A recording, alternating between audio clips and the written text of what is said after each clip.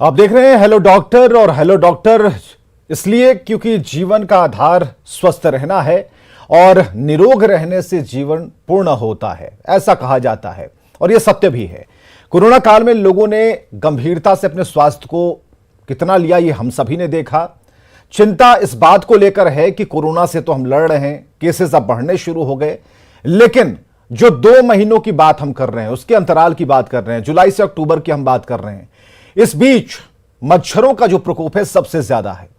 जो लोग इन मच्छरों की चपेट में आते हैं उन्हें डेंगू हो जाता है, मलेरिया, चिकनगुनिया जैसी बीमारी के शिकार हो जाते हैं। और इस बात से, इस बीमारी से लड़ने के लिए डॉक्टरों तक अपनी पहुंच बढ़ानी पड़ती है। खास कार्यक्रम है हेलो डॉक्टर और हमारे इस कार्यक्रम के जरिए कोशिश हमारी यह होगी कि स्वास्थ्य से जुड़ी हुई हर जानकारी, इन बीमारियों से जुड़ी हुई हर जानकारी, उनके लक्षणों से जुड़ी हुई हर जानकारी हम आपको देंगे। आपको सिर्फ यह करना है कि फोन कॉल के जरिए हमसे बात करनी है। हमारे जो डॉक्टर मेहमान के तौर पर आए हुए हैं उनसे बात करनी है, अपनी समस्या रखनी है, चर्चा करनी है कि डेंगू, मलेरिया और चिकनगुनिया से आखिर बचे तो बचे कैसे। और बिना हिचक के, बिना संकोच के आप फोन लगा सकते हैं, आपके उत्तर जरूर मिलेंगे। और इस 1 घंटे के दौरान हमारे साथ एक्सपर्ट डॉक्टरों की टीम मौजूद होगी। हम आपको परिचय भी कराते हैं उनसे। डॉक्टर स्मृति स्पर्श हैं, गायनेकोलॉजिस्ट हमारे साथ मौजूद हैं। डॉक्टर अभिनव सिंह हैं, जनरल फिजिशियन है पटना एम्स से हमारे साथ। Doctor Nirav Kumar additional professor हमारे साथ मौजूद हैं। डॉक्टर विनय रंजन शिशु रोग विशेषज्ञ महावीर वात्सल्य से मौजूद हैं। सभी डॉक्टरों का बहुत बहुत स्वागत है, क्योंकि इन्होंने व्यस्ततम दिनचर्या में थोड़ा सा वक्त निकाला है, खासकर आम जनता के लिए, आम लोगों के लिए, उनकी समस्याओं के लिए और उसके समाधान को पूरे विस्तार से बताने के लिए। तो जरूरी यह है कि हम सीधे जुड़े डॉक्टरों से और बात करना शुरू करें। तो सबसे पहले डॉक्टर स्मृति, हम आपसे ही जानना चाहेंगे, क्योंकि जच्चा और बच्चा की जब बात होगी तो जरूरी यह है कि आपसे हम संपर्क बढ़ाएं। लोगों के फोन कॉल्स आएंगे तब हम चलेंगे, लेकिन हम जानना चाहते हैं कि अभी जो इन 3 महीनों के अंदर हम देख पा रहे हैं, चाहे देश का कोई भी कोना हो, हर जगह से डेंगू, मलेरिया, चिकनगुनिया ऐसी चीजें सामने आ रही हैं। मच्छरों के लिए तरह तरह के प्रयास हम कर रहे हैं, मॉस्किटो कॉइल है, मच्छरदानी है और तमाम चीज हम उपयोग में ला रहे हैं, बात नहीं बन पा रही है। तो अब इसका क्या काट क्या है और क्या सुझाव आपकी तरफ से होंगे? Thank you. जो 2 बातें मैं अभी रखना चाहूँगी कि पहले होता था कि लक्षण हम लोग पहचाने कि क्या बेसिक चीज़ होती है कि बुखार किस प्रकार से है। तो हाई ग्रेड फीवर अगर किसी भी मरीज़ को हो रहा है, थर्मामीटर घर पे अवेलेबल रहता है और अब हम लोगों ने ऑनलाइन कंसल्टेशंस भी शुरू कर दिए हैं, जो गवर्नमेंट की तरफ से भी किया जा रहा है, प्राइवेटली भी बहुत सारे डॉक्टर्स कर रहे हैं। तो अगर मरीज़ को लग रहा है कि तेज़ बुखार है और सिर्फ तेज़ बुखार हो, तेज़ बुखार जो घर पे अगर वो लोग कुछ दवाइयाँ ले रहे हैं उससे राहत नहीं मिल रही, आंखों के पीछे दर्द हो या जाड़ा लग के बुखार आ रहा हो, सो इन दैट कंडीशन अवॉइड नहीं करें। कभी कभी प्रेगनेंसी के दौरान वो चीज़ें ज़्यादा कॉम्प्लिकेटेड हो जाती हैं, तो यूजुअली एक doctor visit right in time, अपनी हिस्ट्री डॉक्टर तक रखना और सही समय पे हम लोग इसको आइडेंटिफाई करें। कोविड के साथ ओवरलैपिंग हो रहा है तो आइडेंटिफिकेशन इम्पॉर्टेंट है। साफ़ सफाई घर पे कहाँ जल जमाव हो रहा है वो देखना है। रेनी सीज़न अभी बढ़ चुका है तो इन दैट कंडीशंस की रेन वाटर जो होता है वो अक्यूमुलेट तो नहीं हो रहा। ब्रीडिंग पॉइंट्स का ध्यान रखना है विमेन को। जी जी, बिल्कुल। डॉक्टर स्मृति, हम ये भी जानना चाहेंगे कि जो लोगों की समस्या इस बात को लेकर है, जो डॉक्टर्स ये कहते हैं कि हाई फीवर की बात हो रही है और अचानक से लोगों की जुबान पर एक चीज रहता है कि हम 102 फीवर हो गया, 103 हो गया और उसके बाद दवा खा रहे हैं वो उतर नहीं रहा है, तो ये सिम्टम हम कैसे पहचानेंगे? दवा खाएं, बुखार उतरना चाहिए, कितना उतरना चाहिए? अगर नहीं उतर रहा है तो फिर क्या करें? ठीक है, डॉक्टरों तक जाएंगे। डॉक्टर, ऐसा लगता है लोगों को अपने सवालों को लेकर जाते हैं तो उनका ये कहना रहता है कि भाई डॉक्टर साहब ने अगर डोलो 650 लिख दिया, पैरासीटामोल लिख दिया तो बात बन जाएगी, वो खाया संजीवनी की तरह वो काम करे। लेकिन कभी कभी हमने देखा है कि वो बुखार हिलने का नाम नहीं लेता। तो इस डर को किस तौर पर आप लें, किस तरीके से इसे आप बता पाएं?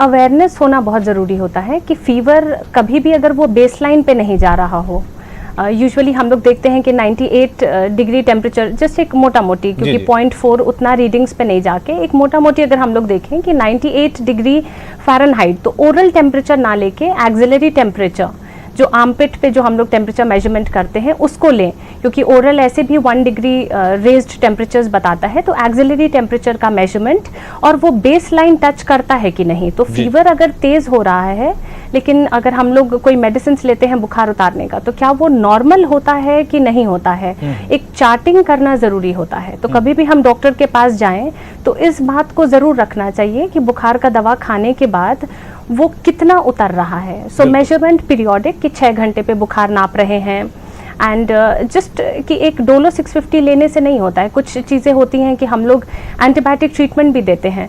सो राइट मैनेजमेंट इम्पॉर्टेंट होता है, स्पेशली अगर पेशेंट प्रेग्नेंट हो तो उसके कॉम्प्लिकेशन समझने चाहिए। नॉर्मल अगर वायरल फीवर समझ के अगर हम घर पे ट्रीट करें तो कभी कभी वो डिलेड हो जाता है, सो डिले नहीं होने देना है। बिल्कुल। डॉक्टर अभिनव सिंह हमारे साथ मौजूद हैं, जनरल फिजिशियन है पटना एम्स से। डॉक्टर अभिनव, बात तब से शुरू होती है जब हम लोगों की उम्र काफ़ी कम थी। अब जो हम देख पा रहे हैं, पहले 3 दिन का ये सब चलता था, फिर अब 5 दिन हो गए, और 5 दिन से अधिक बुखार रह जाए तो अब तो आम बुखारों में भी पता चलता है कि आपके प्लेटलेट्स कम हो गए, और भाग दौड़ मच जाती है कि भाई अब खबर कीजिए उन्हें जो कि प्लेटलेट दे पाएँ, क्योंकि अब स्थिति आउट ऑफ कंट्रोल है। और बड़े शहरों में हमने बहुत आराम से इसे देखा है और जिया भी है कि डॉक्टर रेफर करते हैं, हॉस्पिटल की तरफ रेफर कर देते हैं। तो ये जो हड़बड़ाहट है या फिर पेशेंट के अंदर एक हड़बड़ाहट को पैदा करना, वो कितना सही है और कैसे हम इससे बच सकते हैं? इससे बचने का बेस्ट तरीका ये है कि प्लेटलेट काउंट अगर बहुत ज़्यादा गिर रहा है तब सोचना है। जनरली डेंगू में, चिकनगुनिया में प्लेटलेट काउंट गिरता है, या कोई भी वायरल इन्फेक्शन में प्लेटलेट काउंट कम होता है मरीजों का।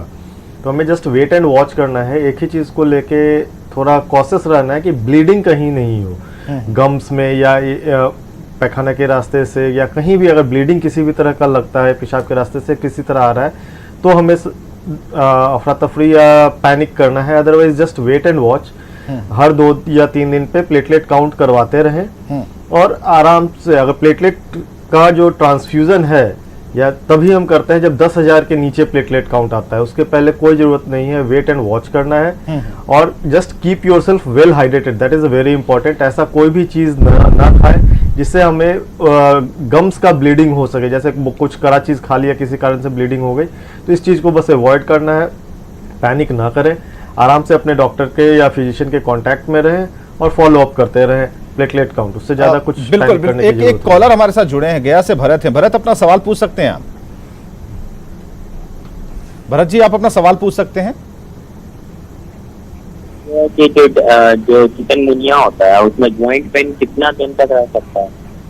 ठीक है, ये सवाल हम लेते हैं अपने डॉक्टर से कि चिकनगुनिया के केसेस में जो ज्वाइंट पेन की जो समस्या होती है, डॉक्टर नीरव हमें इसे बताइए कि कितने दिनों तक ये ज्वाइंट पेन रहता है, ज्वाइंट पेन जो होता है वो किस तरीके का होता है, और क्या दर्द का जो पैमाना है उसे भी ज़रा क्लियर कीजिए कि किस तरह का दर्द होता है।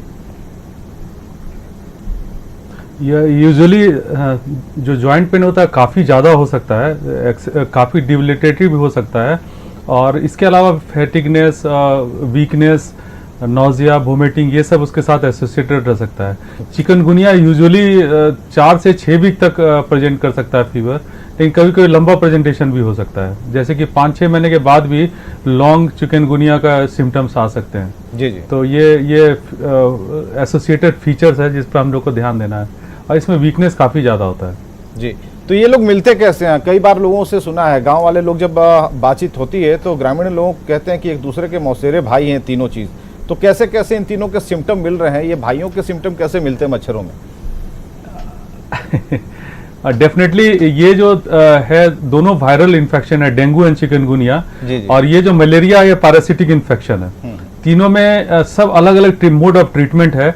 पैनिक होने की जरूरत नहीं है, लेकिन डायग्नोसिस बहुत जरूरी है। सिंपल ब्लड टेस्ट से हम लोग डिटेक्ट कर सकते हैं, और फीवर के पैटर्न से भी। अगर फीवर रुक रुक के आ रहा है, इंटरमिटेंट फीवर आ रहा है, एक सर्टेन पीरियडिसिटी है, जैसे कि हर अल्टरनेट डे आ रहा है या हर दिन आ रहा है या 2 दिन के बाद आ रहा है, तो ये मलेरिया का लक्षण हो सकता है। अगर बहुत ज्यादा बोन पेन हो रहा है, बल्कि ब्रेक बोन फीवर भी बोलते हैं, तो ये डेंगू की वजह से हो सकता है। लेकिन 10 में से 9 डेंगू के पेशेंट कॉम्प्लिकेटेड नहीं होते। डायग्नोसिस जरूरी है, प्लेटलेट पे नजर रखना जरूरी है, कोई कॉम्प्लिकेशन तो नहीं हो रहा है इसकी जरूरत है। लेकिन एक आदमी जो है वो 10 में से एक आदमी काफी सीरियस हो सकता है, जिसमें प्लेटलेट गिर सकता है, इंट्राक्रैनियल मतलब ब्रेन के अंदर ब्लीड कर सकता है, बहुत जगह से ब्लीडिंग हो सकती है। तो वो डेंगू के लक्षण है जिस पे हम लोग को नजर रखना है। चिकनगुनिया यूजुअली बिहार में प्रेजेंटेशन बहुत बहुत कम है या रिपोर्टिंग बहुत कम है, क्योंकि लोग डायग्नोसिस उस तरफ नहीं सोचते। यूजुअली अमेरिकन और यूरोपियन कंट्री में ज्यादा चिकनगुनिया देखा जाता है। हम हालांकि दिल्ली वगैरह में भी काफी रिपोर्टेड है जी। लेकिन डेफिनेटली तीनों ब्लड टेस्ट से आराम से डायग्नोज किया जा सकता है और अकॉर्डिंगली ट्रीट किया जा सकता है। जैसे कि इसका इफेक्टिव ट्रीटमेंट है हमारे पास मलेरिया का, आराम से ट्रीट कर सकते हैं और उसमें प्रिवेंशन बहुत जरूरी है। जैसे जैसे हम भौतिकता के शिखर पर जाते हैं ये बीमारियां कम होती जाती हैं। ये मलेरिया और ये तीनों डेफिनेटली मॉस्किटो से होता है। तो जैसे जैसे आप ये इकोनॉमिकल डेवलपमेंट होगा, पानी का ड्रेनेज बेहतर होगा, घर में पानी कलेक्शन कम होगा, हॉट ह्यूमिड कंडीशन खत्म होगा, ये अच्छा ये वेंटिलेशन होगा, तो ये सब चीजें कम होती जाती हैं। बिल्कुल। तो इम्यून पे भी हम बात करेंगे सर, इम्यून पे भी बात करेंगे, उस थर्मामीटर पर भी बात करेंगे। उसका भी प्रारूप काफी बदल गया आने वाले दिनों में। हमने देखा था कि कहां से ये शुरू हुआ और अब जाकर इसका प्रारूप कैसे बदल गया। पटना से नीरज है। नीरज जी अपना सवाल पूछिए। 5 दिन से बुखार लग रहा है, लेकिन 100 से ज्यादा नहीं रहता है। कितने दिनों से सर बुखार है आपको? नहीं कर रहा है, डॉक्टर साहब दवा भी दिए तो भी नहीं ठीक हो रहा। कितने दिनों से बुखार है आपको? 5 दिन। 5 दिन से बुखार है, 100 फीवर रह रहा है जी। और क्या आप दवा में क्या ले रहे हैं? दवा में पैरासीटामोल। कितने mg का ले रहे हैं आप? 500 जी। डॉक्टर विनय रंजन है हमारे साथ, आपका सवाल हम उन तक पहुंचाते हैं। नीरज जी, डॉक्टर विनय रंजन जी आपके सवालों का उत्तर देंगे। डॉक्टर विनय जी। हाँ, पहले तो बुखार आपको 5 दिन से है। बुखार कितने देर पे आपको आ जाती है? दिन भर में कितनी बार आपको दवा खानी पड़ती है? विनय जी आप हमें सुन पा रहे हैं?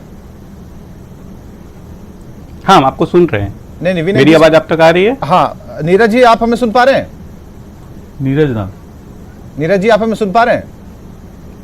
चलिए, नीरज जी हमें सुन नहीं पा रहे हैं, लेकिन उनको जो 5 दिन से लगातार फीवर है उस पर ही हम उत्तर उन तक पहुंचाएंगे वो अगर वो टीवी से जुड़े हुए हैं तो। जी डॉक्टर साहब।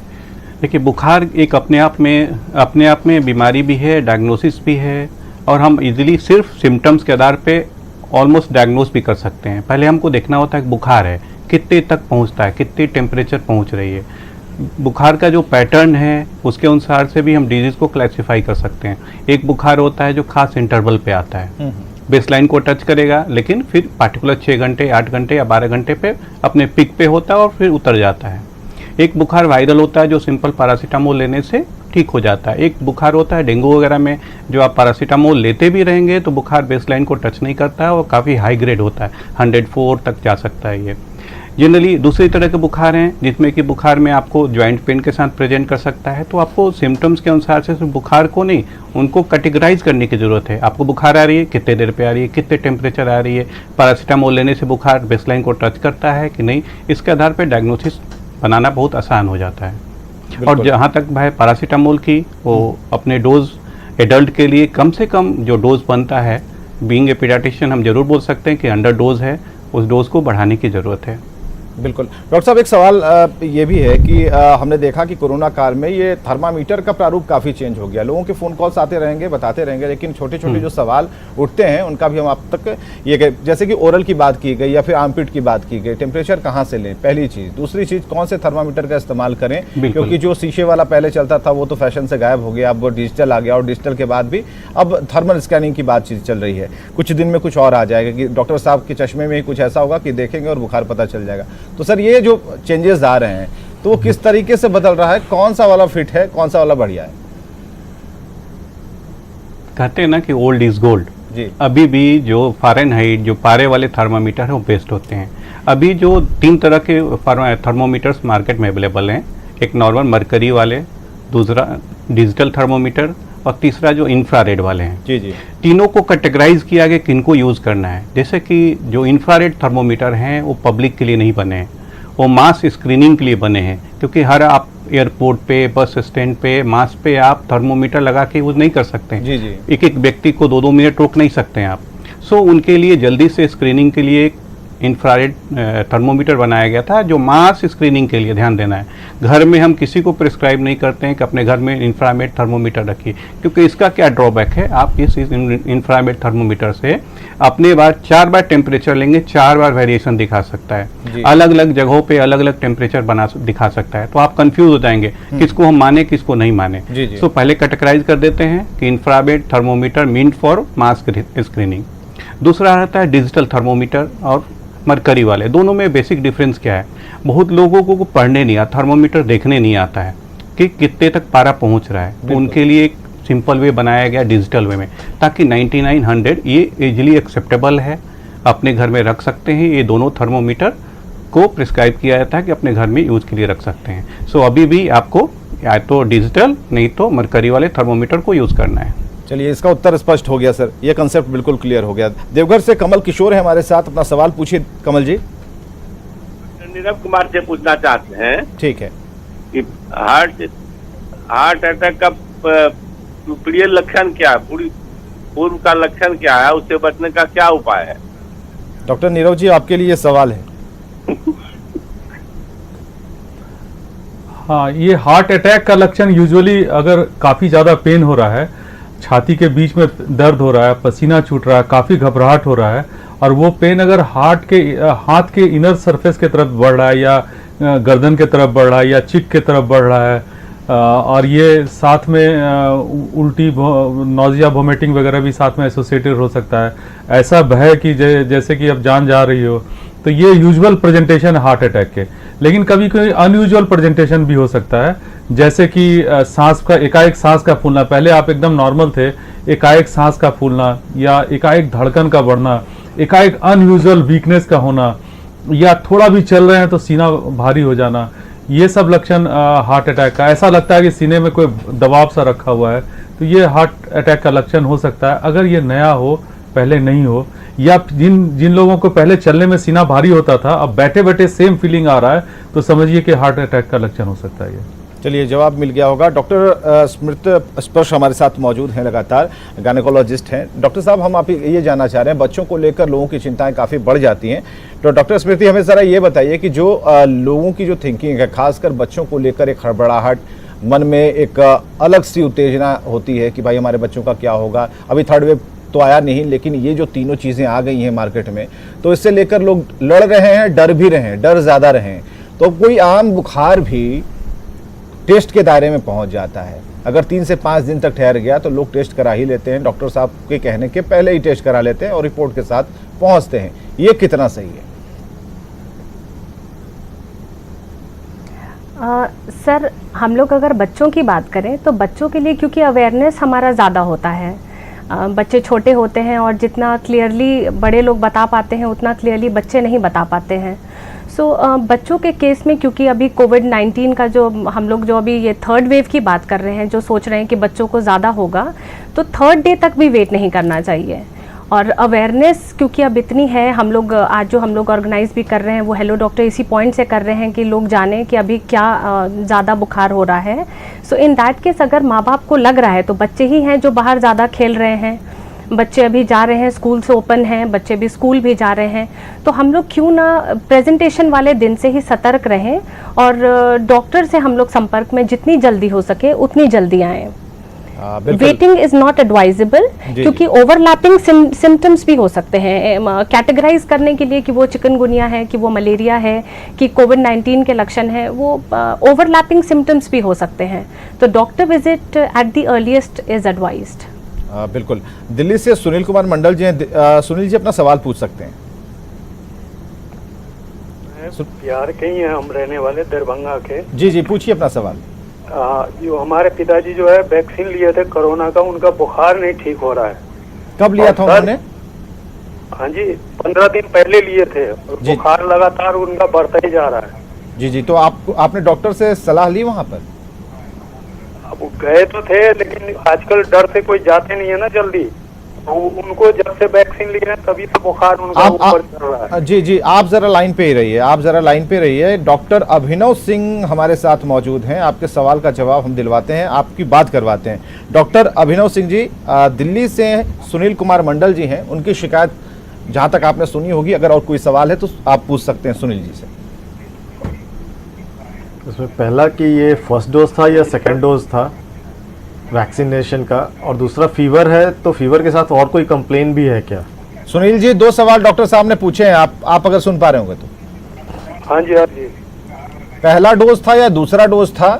नहीं, पहला डोज है। वो तो डर से जा नहीं रहे थे, हम ही बोले दिल्ली से कि आप जाइए इंजेक्शन लगवाइए, इसमें डरने वाली कोई बात नहीं है। तब वो गए थे, लगवा के आए थे सरकारी हॉस्पिटल से। जी जी। लेकिन उनको उस दिन से बुखार उतरने का नाम ही नहीं ले रहा है।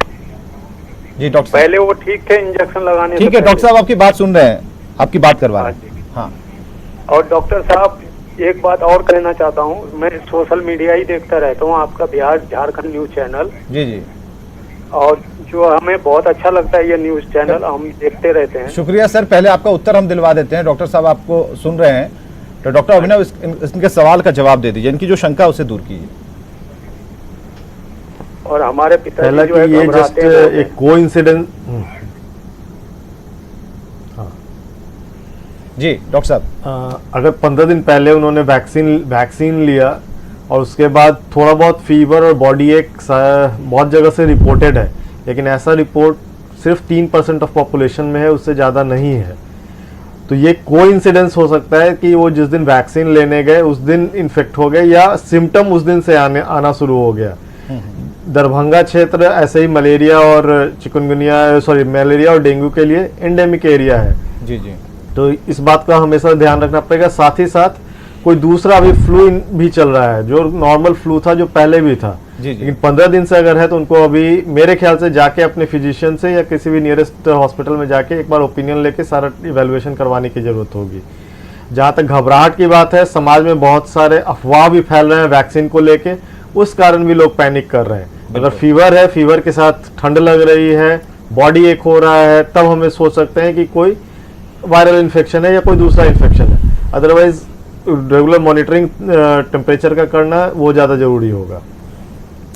चलिए, रांची से भी एक कॉलर हमारे साथ जुड़े हैं, विवेक हैं, अपना सवाल पूछना चाहते हैं। विवेक, अपना सवाल पूछिए। हेलो जी, अपना सवाल पूछिए। डॉक्टर साहब, वो जो पेडिट्रिशियन है उनसे सवाल है मेरा। जी जी, बताइए। मेरा रांची में हम रहते हैं, मेरे पोती है 1-2 साल का। 1-2 साल की या 1 साल की या 2 साल की? नहीं, 2 साल की पोती है। जी जी। तो उसको फीवर आ गया।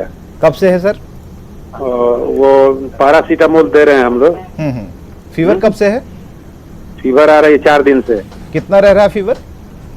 फीवर वही पैरासीटामोल दे रहे हैं तो उतर जा रहा है, फिर उसका असर खत्म हो रहा है, तो वो फिर बढ़ के वही करीब 100-101 तक 102 तक जा रहा है। ठीक है सर, आप रेंज जरा सटीक बताइएगा तो इलाज भी सही तरीके से होगा। डॉक्टर विनय रंजन जी के पास आपका सवाल छोड़ रहे हैं हम, और आपको आपका उत्तर मिल रहा है। डॉक्टर विनय रंजन जी। जी जी। बीइंग पीडियाट्रिशियन हम लोग बहुत ध्यान रखते हैं डोजिंग पे, तो हम पहला ये जानना चाहेंगे कि आप अपने बच्चे को जो पैरासीटामोल दे रहे हैं कितना दे रहे हैं, कितने mg का और कितना दे रहे हैं? विवेक जी, आवाज आ रही है आपको? चलिए, उनका फोन कट गया सर। डॉक्टर विनय रंजन जी, उनका फोन कट हो गया है। हाँ, उनके आंसर को मैं दे दूं? जी जी। अभी बच्चों में खासकर कभी बहुत फ्लू ज़्यादा चला हुआ है। इस बार का जो फ्लू है वो म्यूटेंट टाइप का है, high grade not responding even to paracetamol. So पहले तो प्रॉपर डोजिंग को देखना होगा, प्रॉपर टाइमिंग इंटरवल को देखना होगा कि बच्चों में वेट के अनुसार से हमको डोज को कैलकुलेट और टाइट्रेट करना होता है कि बेबी कितने वेट का है, कितने mg का आप उसको दे रहे हैं, ताकि वो सटीक उसको डोज मिल पाए। क्योंकि बहुतों बार देखा गया है कि अंडर डोजिंग के कारण से भी फीवर उतर नहीं पाता और लोग परेशान हो जाते हैं कि हम 4 घंटे पे दवा दे रहे हैं और काम ही नहीं कर रहे हैं, और पता चलता है लास्ट में कि डोज ही कम दे रहे हैं। तो एक तो डोजिंग का ध्यान रखना होगा, और दूसरा फ्लू है। फ्लू को भी हमको अभी, क्योंकि हम लोग जो ओपीडीज देख रहे हैं 80% केसेस जो फ्लू से हैं, हर बच्चे आ रहे हैं सर्दी खांसी बुखार से पीड़ित होकर। और इस बार का जो फ्लू है हम थोड़ा ध्यान इसलिए देना चाहते हैं कि 80% में से हाई ग्रेड फीवर सबका है कि पैरासीटामोल देने के बाद भी नहीं उतर रहा है। तो हम लोग जनरली अभी आइबुप्रोफेन जो आइबोजेसिक के नाम से वगैरह आता है वो देने से इस बार थोड़ा ज़्यादा रिस्पॉन्स कर रहा है। तो ऐसे 1-2 दिन का बुखार हो, पैरासीटामोल से रिस्पॉन्स नहीं कर रहा हो तो उनको आइबुप्रोफेन वगैरह हम लोग दे सकते हैं। अगर 3 या 4 दिन के बाद फिर से फीवर रिपीट कर रहा हो नेचुरली उसको हमको डायग्नोस और इन्वेस्टिगेट करने की ज़रूरत पड़ेगी। बिल्कुल। मोतिहारी से राजेश है हमारे साथ, एक कॉलर। राजेश, अपना सवाल पूछिए। मेरा सवाल ये है सर जी कि बुखार अंदर से है 15 दिन 20 दिन से 15-20 दिन से है। हाँ, लेकिन 100 से ऊपर कभी नहीं जाता है सर। ठीक है, क्या ले रहे हैं दवा में? आप क्या ले रहे हैं दवा में? पहले लिए थे पैरासीटामोल वगैरह और एंटीबायोटिक भी लिए थे एक तरह का। कौन सा एंटीबायोटिक लिए थे? Amoxicillin carbonate potassium. अच्छा, ठीक है। 625 mg का। हाँ हाँ, तो दवा खाने के बाद बुखार में कमी आती है? हाँ, दवा खाने के बाद बुखार में कमी आ जाती है, तो बुखार ठीक भी होता है, लेकिन उसके बाद भी आज 15 दिन हो दवा छोड़ दिए हैं, दवा बिल्कुल नहीं ले रहा है। हाँ। लेकिन अंदर से फीवर और पेशाब में पेशाब में पीलापन है। चलिए, एक आप लाइन पे ही रहिएगा, जरा आप बात करवाते हैं। बिल्कुल, डॉक्टर अभिनव हमारे साथ मौजूद हैं। डॉक्टर अभिनव, क्या इनका इलाज क्या है, जरा बताइए। पहला कि एंटीबायोटिक हम लोग ऐसे ही स्टार्ट नहीं करते हैं। ये देश का दुर्भाग्य है कि एंटीबायोटिक इतना इजीली अवेलेबल हो गया है कि हर कोई जाके खरीद सकता है। जी। और इंडिया अभी वर्ल्ड में सुपर बग का कैपिटल बन गया है। हमारे शरीर के अंदर अननेसेसरली एंटीबायोटिक लेने के कारण रेसिस्टेंस आना शुरू हो गया है। तो कभी भी एंटीबायोटिक अपने मन से ना लें, अपने फिजिशियन या अपने डॉक्टर से मिलिए और उनसे कंफर्म करने दीजिए कि अगर इन्फेक्शन है तो कौन सा इन्फेक्शन है, और उसके लिए कुछ जांच करवाने की जरूरत होती है। जैसे इन्होंने कहा कि भीतर से डॉक्टर अभिनव राजेश जी हमारे साथ फोन लाइन पर ही हैं। आप अगर कोई सवाल पूछना चाहते हैं तो आप पूछ सकते हैं उनसे। ऐसा तो नहीं है कि ठंड लगता है या सिर्फ भीतर से लग रहा है ना बुखार 15 दिन से? मैं बोल रहा था कि मैंने डॉक्टर फिजिशियन से कांटेक्ट किया था सर, और उनके प्रिस्क्रिप्शन से मैंने दवाई खाई थी। ओके, ठीक है। जनरली हम लोग जो स्टैंडर्ड प्रोटोकॉल कहता है वो ये कहता है कि हम लोगों को पता होना चाहिए कि बायोटिक मतलब होता है बैक्टीरिया के अगेंस्ट काम करने वाली दवाई। हमें बैक्टीरियल इन्फेक्शन अगर है या सस्पिशन है किसी भी कारण से, तब हम एंटीबायोटिक देते हैं। और अगर एंटीबायोटिक देते हैं तो कहाँ पर इन्फेक्शन है, चेस्ट का इन्फेक्शन है, पेशाब का इन्फेक्शन है, ब्लड में इन्फेक्शन है, वो पता लगा लेते हैं, उसके बाद ही एंटीबायोटिक देते हैं। अदरवाइज वेट एंड वॉच करना ही बेस्ट है, क्योंकि अभी भी जैसा सिचुएशन है world over, flu specially Covid होने का चांसेस रिस्क हमेशा है। और अभी का जो सीजन है इसमें कॉमन कोल्ड जो होता है वो भी हो सकता है। ज़्यादा चिंता करने की जरूरत नहीं है। कीप अपने आप को वेल हाइड्रेटेड रखें, खूब पानी पिएं, ORS ये सब पिएं, और ब्लड टेस्ट ये सब अपने फिजिशियन से मिलकर करवा लें, जस्ट टू रूल आउट कि कोई और इन्फेक्शन तो नहीं है। ब्लड डॉक्टर यही तो डॉक्टर साहब आपने बड़ा टास्क दे दिया। फीवर के साथ यही तो बड़ा टास्क आपने लोगों को दे दिया, पानी पीने की सलाह दे दी। यही बहुत बड़ी गड़बड़ी आपने कर दी, क्योंकि लोग पानी पिएंगे नहीं। वो आप दवा दे दें आसानी से, कोई पानी वाली हाइड्रेटेड करने वाली दवा दे दें तो आराम से खा लेंगे, लेकिन पानी नहीं पिएंगे, ये तो मैं गारंटी देता हूँ। उसके बाद कहेंगे कि डॉक्टर साहब जो दवा दे रहे हैं वो इलाज सक्सेस नहीं हो रहा है। हमारे साथ डॉक्टर नीरव कुमार बहुत देर से हमारे साथ मौजूद हैं। डॉक्टर नीरव, हम चाहते हैं कि उस बचाव के उपायों की तरफ भी हम बात करें, कि हम मच्छरदानी की बात करते हैं, ओडोमॉस लगाने की बात करते हैं, कुछ ऐसी जेल लगाने की बात करते हैं। सटीक क्या है? दिन में भी काटेगा मच्छर, डेंगू हो जाएगा, रात वाला काटेगा तो कुछ और हो जाएगा। तो इलाज क्या है, कैसे भगाएं इन लोगों को? कहे कि ये गोईठे के ऊपर घी सुखा कर तो बहुत कुछ कर लिया, लेकिन अब कुछ बात बन नहीं रही। ये लोग काफ़ी ताकतवर हो गए हैं। मेरे समझ से दो तरह के हम लोग प्रोटेक्शन लेना चाहिए। एक तो पर्सनल प्रोटेक्शन लेना चाहिए। पर्सनल प्रोटेक्शन यानी कि मच्छर हमें ना काटे। डेंगू का मच्छर यूजुअली दिन में काटता है। हमें फुल स्लीव कपड़े पहनने चाहिए, नीचे तक कवर रहना चाहिए, सॉक्स भी पहनना चाहिए, हाथ को भी कवर रखना चाहिए। जो रात की बात है, यूजुअली स्क्रीन लगाना चाहिए हर दरवाजे खिड़की में कि बाहर से मच्छर शाम के समय यूजुअली आते हैं और रात में ज़्यादा इफेक्ट करते हैं मलेरिया वाले मच्छर जो हैं। तो मच्छर ना आए इसका ज़्यादा इंपॉर्टेंट है। पर्सनल प्रोटेक्शन इंपॉर्टेंट है। ओडोमस और ये मॉस्किटो रिपेलेंट वगैरह का भी रोल है। मॉस्किटो नेट बहुत अच्छा ऑप्शन है। जैसे कि रात भर हम लोग गुड नाइट लिक्विड लगा के सोएं, उससे बेहतर है कि मॉस्किटो नेट लगा के सोएं, तो जो केमिकल हैजार्ड है वो भी नहीं होगा और हम बचे भी रहेंगे। तो ये हुआ पर्सनल प्रोटेक्शन। जो बाकी सोसाइटी का प्रोटेक्शन है वो है कि बेवजह पानी को जमा होने न दें। जो हमारे कूलर में पानी जमा होता है या एसी के वजह से पानी जमा होता है या गमले में पानी जमा है या घर के बगल में है, हम अपनी घर की सफाई करते हैं लेकिन आसपास की सफाई नहीं करते। हमारे पास अवेयरनेस होना चाहिए, हर शहर का प्लानिंग होना चाहिए कि पानी कलेक्ट ना हो। जैसे जैसे इकोनॉमिकल तरक्की होती है, यूरोपियन कंट्री में ये बीमारियां काफी कम हो गई हैं, बल्कि इंडिया में भी अब इन्फेक्शन भी काफी कम हो गया। उसका वजह है कि हमारे यहाँ ड्रेनेज सिस्टम बेहतर होते जा रहा है। तो हमारे यहाँ जो पानी जमा होती है और उसके वजह से मॉस्किटो ब्रीडिंग ग्राउंड जो हो जाता है उसको प्रिवेंट करना है। पानी के ऊपर कुछ कुछ रसायन का छिड़काव से मच्छर या उसका लार्वा मर सकता है।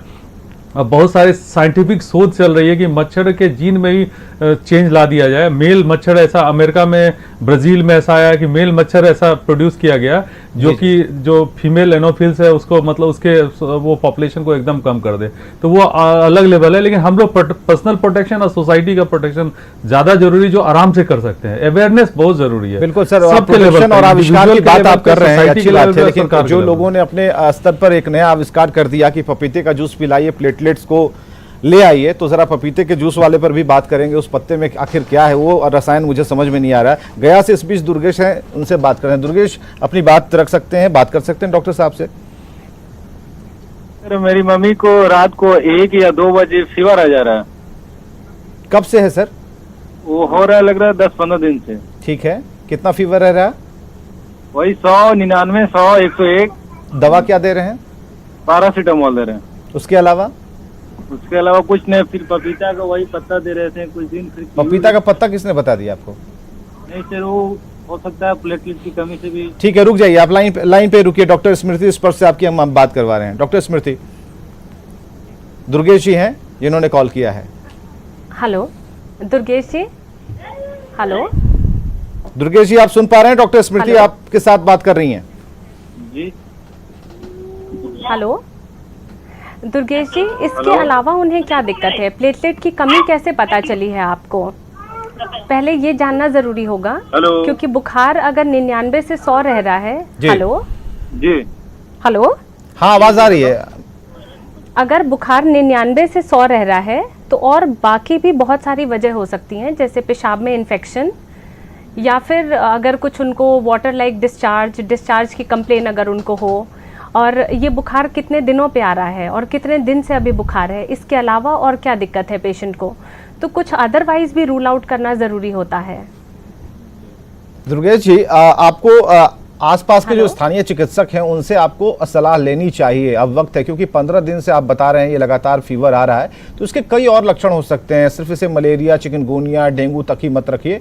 जो शरीर में बदलाव हो रहे हैं, हार्मोनल चेंज हो रहे हैं और बहुत सारी ऐसी चीजें हैं जिस वजह से भी फीवर आते रहते हैं। कमजोरी में भी कभी कभी देखिएगा फीवर आ जाते हैं। तो जो आप स्थानीय जो चिकित्सक हैं आपके जो नियर करीब के, उनसे आप एक बार जरूर परामर्श लीजिए तो ज्यादा अच्छा होगा। दुर्गेश जी, बहुत बहुत शुक्रिया फोन करने के लिए। तो ये पपीते वाली बात तो अभी भी सामने आ गया। देखिए, हमने सवाल उठाया था, तो ये क्या है, इसके पीछे क्या रहस्य है, इस रसायन के पीछे? डॉक्टर स्मृति, क्या कुछ पता चलता है? इसको कभी आपने आजमाया है? नहीं सर, यूजुअली अभी तक तो ये चीज़ नहीं आजमाया है, लेकिन पेशेंट डेफिनेटली आते हैं रूरल सेटअप से जो कहते हैं कि पपीता हम लोग ले रहे हैं। बट क्योंकि मैं गायनेकोलॉजिस्ट हूँ और प्रेगनेंसी के दौरान हम लोग भी पपीता का यूज़ नहीं करते हैं। पपीता, पपाया सीड्स जो होता है that is harmful. So it has an abortifacient, foetus को वो हार्मफुली इफेक्ट करता है। तो प्रेग्नेंट पेशेंट्स पे हम लोग इसको यूज़ नहीं करते हैं। जी, डॉक्टर अभिनव, आपसे आपके पास भी आते हैं। ये चारों डॉक्टरों से अलग अलग हम पूछेंगे क्योंकि ये जरूरी है, क्योंकि ये भ्रम की स्थिति अभी मार्केट में जबरदस्त तरीके से, और पपीते का कोई ऐसा पेड़ नहीं बचा जिसके पत्ते सही सलामत हों। सभी लोग पी चुके हैं उसका रस निकाल करके। डॉक्टर अभिनव, हमें बताइए इसके बारे में। देखिए जैसे मानव का इवोल्यूशन हुआ है, मानव जाति का, वक्त के साथ कुछ एंजाइम्स हैं जो हमारे अंदर हैं, कुछ एंजाइम्स ऐसे डेवलप हैं जो जानवरों के अंदर ज़्यादा बेहतर है, तो पचाने के लिए वो ज़रूरत होता है। पपीता का कितना रोल है प्लेटलेट में ये कहना मुश्किल है, लेकिन मैं आपको बता दूं कि मैंने जितने भी मरीजों को देखा है जिनका प्लेटलेट काउंट कम हुआ है, वो मरीज ही नहीं, मेरे घर के लोग भी अगर हैं तो काउंट कम होता है। जैसे जैसे वायरल लोड शरीर से घटता जाता है, काउंट अपने आप बढ़ जाता है। अब पपीता का पत्ता खाएं ना खाएं कोई खास फर्क नहीं पड़ता है, वो ऑटोमेटिकली बढ़ जाएगा। ये कोइंसिडेंट होगा कि आज तक मुझे फीवर था, मेरा प्लेटलेट काउंट घट के 40,000 पे आ गया, फिर फीवर जैसे जैसे सबसाइड करता गया, धीरे धीरे 80,000, 90,000, 98,000 हो गया। मैंने क्या किया कि जब फीवर सबसाइड हो रहा था तभी तक पपीता का पत्ता खाने लगे, और हमको ये लगा क्या रे पपीता के पत्ता के कारण बढ़ रहा है, क्योंकि ऐसा मुझे क्लिनिकल प्रैक्टिस में कोई एक्सपीरियंस नहीं है। अभी तो मैं ये भी सुनता हूँ कि बकरी का दूध पीने से भी प्लेटलेट बढ़ता है। बिल्कुल बिल्कुल, ये चीजें भी बोलना मेरे लिए मुश्किल होगा कितना है नहीं है, कितना फैक्ट है।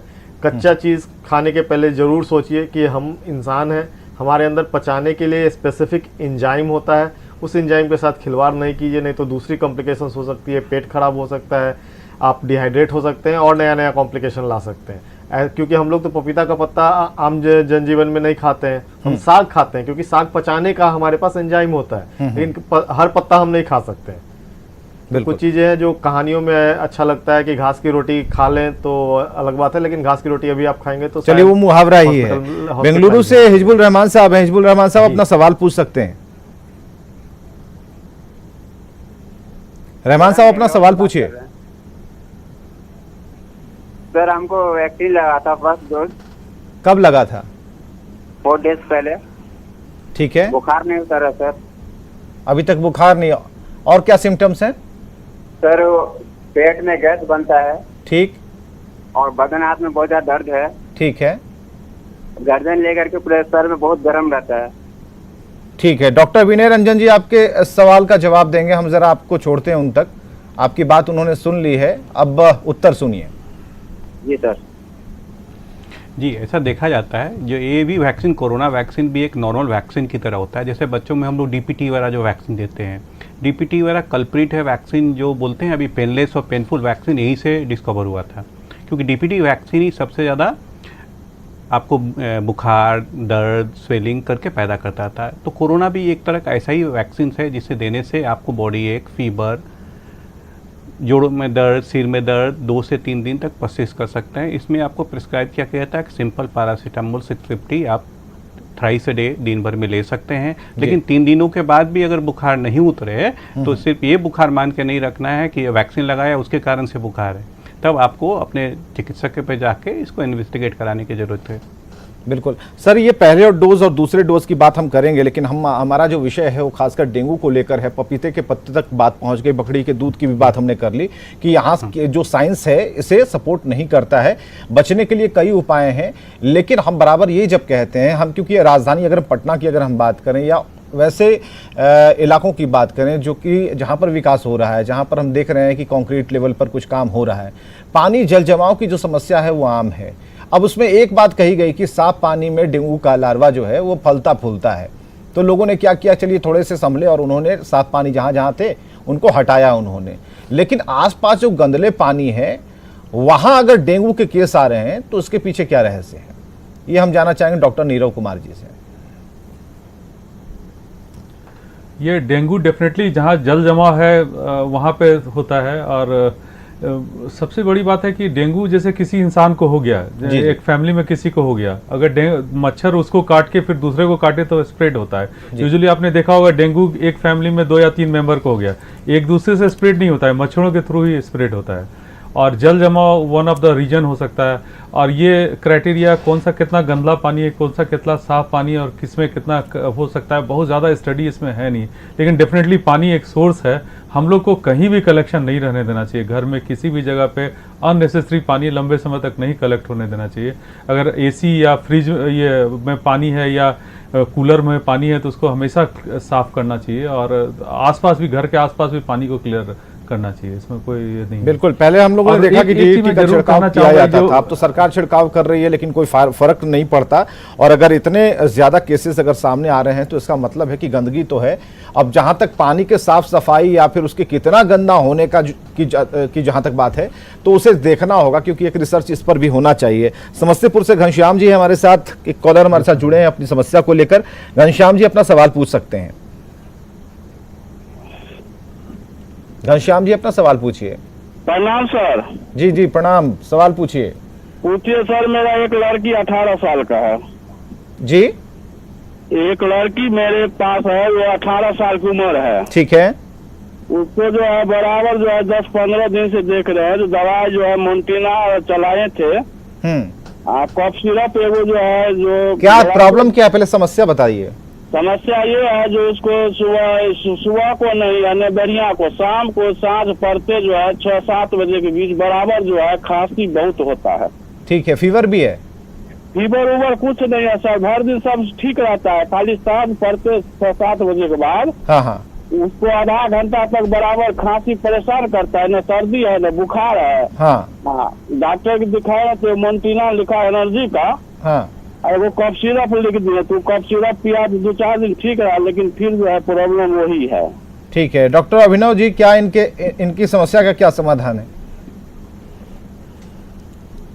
अगर लंबे समय तक कफ रह रहा है, 2-3 हफ्ते तक रह रहा है, तो एक बार खखार का जांच करवा ले कि कहीं और दूसरा दिक्कत तो नहीं है, कोई और इन्फेक्शन नहीं है, टीबी तो नहीं है। जी। और इवनिंग टाइम में ज़्यादा हो रहा है तो हो सकता है लो ग्रेड फीवर भी ट्यूबरकुलोसिस में होता है, तो वो एक रूल आउट करने की चीज़ होगी इस हिस्ट्री को देखते हुए।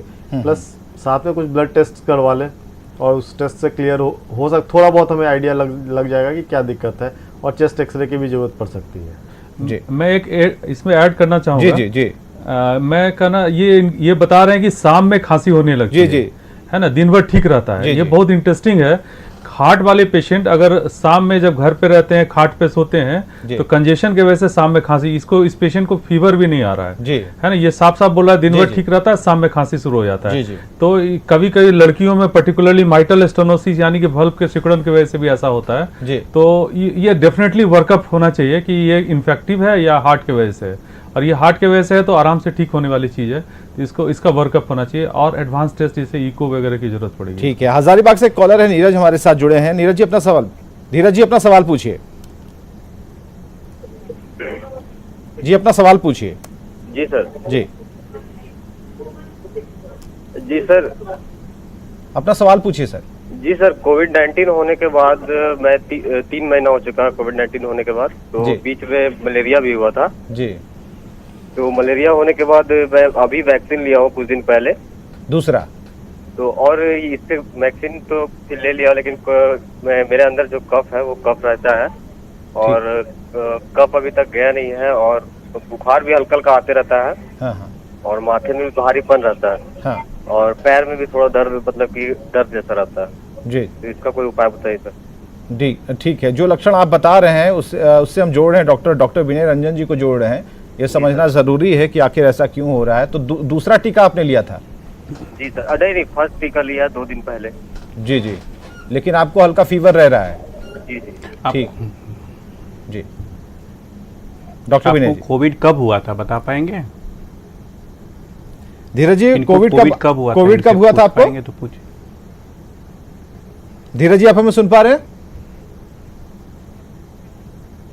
चलिए, फोन कट हो गया सर, लेकिन इनकी जो समस्या है वो अलग तरीके की है, क्योंकि दूसरा डोज इन्होंने ले लिया है, फेवरिश महसूस करते हैं, और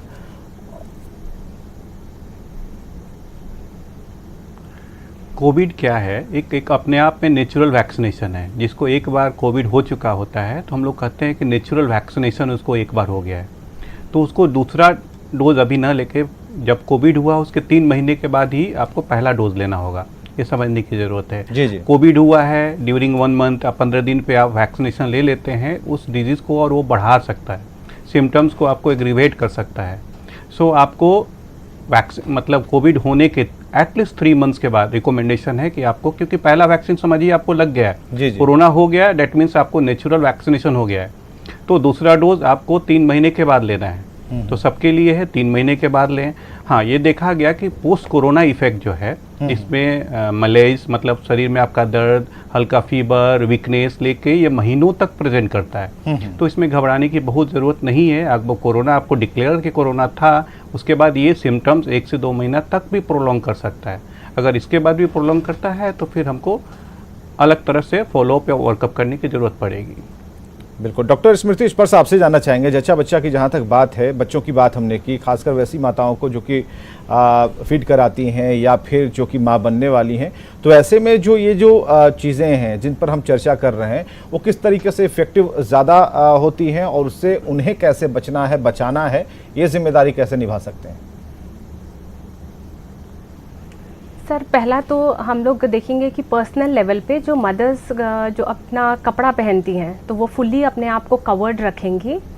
जितना भी एक्सपोज्ड पार्ट्स जो रहता है, तो सॉक्स, क्योंकि हम लोग पहले भी इस पे डिस्कस कर चुके हैं, but wearing of socks, properly well clad clothes पहनना, घर पे अगर मॉस्किटो नेट यूज़ करते हैं तो आजकल तो ट्रीटेड मॉस्किटो नेट्स भी आते हैं, वो फिर यूज़ ऑफ पैचेस, आजकल मॉस्किटो पैचेस भी जो अवेलेबल हैं वो यूज़ करना, एंड वाटर अक्यूमुलेटेड एरियाज से अपने आप को बचाना। घर में भी अगर महिलाएं रह रही हैं तो कहाँ पानी इकट्ठा होकर रह रहा है, वो पुराने टायर वाले जगह जहाँ पानी इकट्ठा, या पॉट्स में जो पानी इकट्ठा रह रहा है, तो जस्ट प्रॉपर क्लीनिंग अपने घर के अंदर और घर के सराउंडिंग रीजन्स का ध्यान रखना, ये रहेगा प्रिवेंटिव पार्ट में।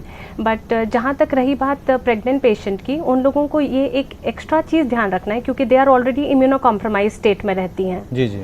सो खान पान उन लोगों का ठीक होना चाहिए। Early detection is important. अगर उनको बुखार जैसा लग रहा हो, क्योंकि अधिकांश महिलाएं यूं भी बुखार रहने की कंप्लेन करती हैं जो हार्मोन रिलेटेड भी होता है जी। तो एक कि बुखार लग रहा है कि वो डॉक्यूमेंटेड बुखार है, ये एक चीज़ उन लोगों को आइडेंटिफाई कर लेनी चाहिए, प्रेग्नेंट महिलाओं को। बिल्कुल। डॉक्टर, चलते चलते डॉक्टर अभिनव से एक सवाल करना चाहूँगा। डॉक्टर अभिनव, ये लिक्विड डाइट की बात होती है, लिक्विड डाइट में क्या क्या? ORS तो ले ही रहे थे, इसके अलावा लोग कहते हैं कि जूस वगैरह भी ले लीजिए, तो क्या होना क्या चाहिए, ये ज़रा क्लियर कर दीजिए। वेल हाइड्रेटेड का सारा समाधान हमारे किचन में होता है। दाल का पानी, मार, चावल से जो निकलता है वो मार ले लें नमक के साथ। अनटिल अनलेस कॉन्ट्राइंडिकेशन हो, कभी कभी बहुत होता है कि पेशेंट को हाइपरटेंशन है, बीपी की बीमारी है, तो वो लोग थोड़ा एक्स्ट्रा नमक अवॉइड करें, अदरवाइज वेल हाइड्रेटेड रहने के लिए वो ले सकते हैं नॉर्मल। उसके साथ साथ जो भी लिक्विड चीज़ है, सूप आराम से घर में बना के ले सकते हैं। फ्रूट जूस अगर डायबिटिक नहीं है तो आराम से ले सकते हैं, कोई दिक्कत नहीं है। जितना ज़्यादा और जितना फ्रिक्वेंटली लेंगे, ये नहीं कि आप एक ही बार में बैठ के 1 लीटर पी रहे हैं, उससे ज़्यादा अच्छा है कि आप 100 ml करके 1-1.5 घंटे पे पिए। That is the best thing. चलिए, बहुत बहुत शुक्रिया सभी डॉक्टरों का हमारे साथ आने के लिए। इस पैंडेमिक समय में भी खासकर वक्त निकालकर सभी लोगों की समस्याओं का समाधान करने के लिए हेलो डॉक्टर में आज के लिए बस इतना ही। सभी डॉक्टरों का बहुत बहुत शुक्रिया। खबरें लगातार जारी हैं।